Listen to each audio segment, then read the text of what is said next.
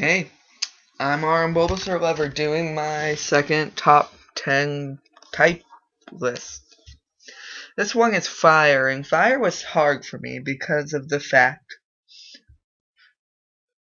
that I hate fire Pokemon, and that there's really, in Gen 4, they didn't introduce like any new fire Pokemon other than the starter, a legendary, and then the evolved form of Magmar.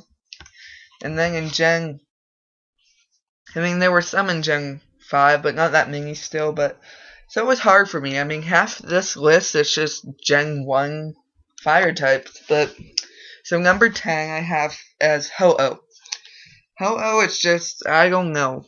It was hard for me to do this, and I was just looking at all of them, and I'm like, Ho-Oh's okay, so I used Ho-Oh.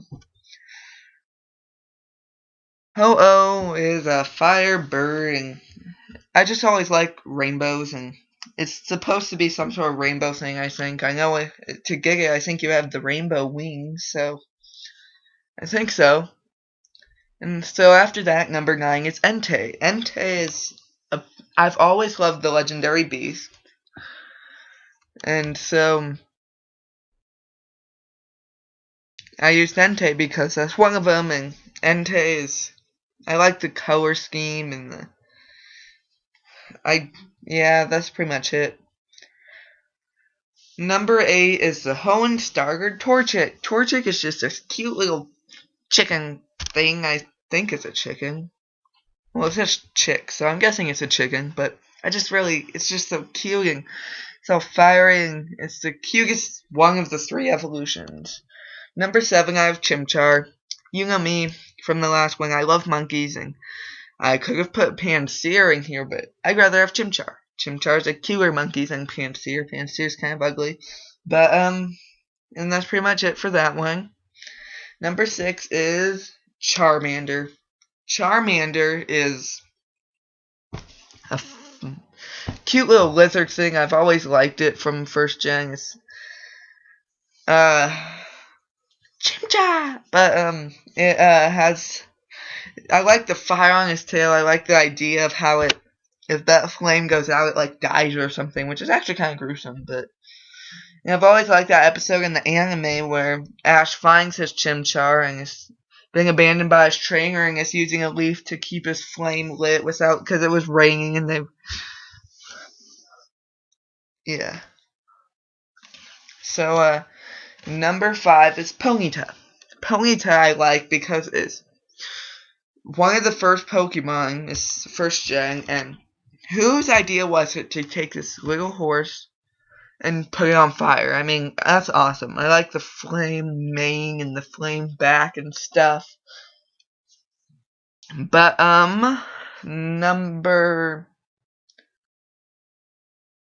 4 is Vulpix. I like Vulpix because of this fox type thing. I like foxes, like the shaman thing from the last thing, but Vulpix, I like the idea of how it has how it starts off as one tail, but as it grows up, it splits into 6 different tails, and then it evolves and it has 9 tails.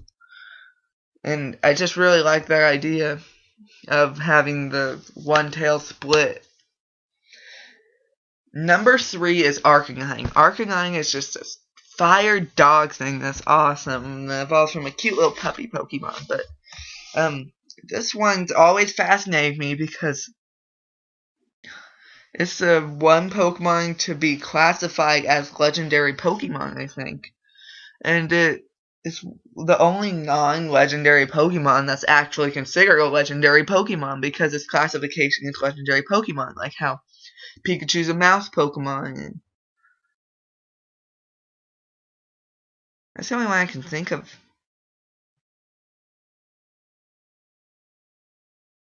But, so, it's just a legendary Pokemon without being a legendary Pokemon. I think it's a good Pokemon, too. But, number 2, if you actually watched my first one, you know I love evolutions. So, I have to put Flareon in here somewhere. And Flareon is the weakest of the evolutions, I think. Especially now with Sylveon being super effective to dragging. It's really weaker of them all, and So, I really like the idea of the evolution in Flareon. I don't know what to say. And number 1 is Victini, the victory Pokemon. Hey, I thought of another one. But Victini is just this weird. It's the first Pokemon in a regional Pokedex to be classified as number 0, which I've always thought is awesome. And I